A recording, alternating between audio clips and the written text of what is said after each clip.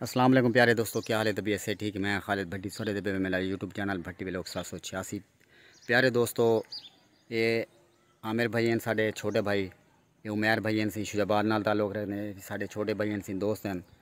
प्यारे दोस्तों, अज साढ़े इलाका तकरीबन इतों साड़ी बस्ती है प्यारे दोस्तों को पता है कि तकरीबन 2 किलोमीटर दूर दे सफ़र दे उत्ते ना साड़ा दरिया चनाब शुरू थी वेंदे।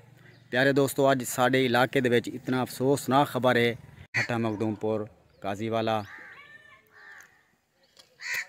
तकरीबन 14 तो 15 साल उम्र बाल दी 4-5 दोस्त अपने कज़न जड़े हैं सोत मुलेर कट्ठे थी गए दरिया चनाब ते धावन वास्ते।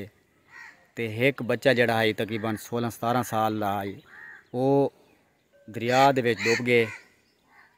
ते बस अल्लाह ताला माफ़ करे, क्या उनके वालदैन ते गुजरती पई सी।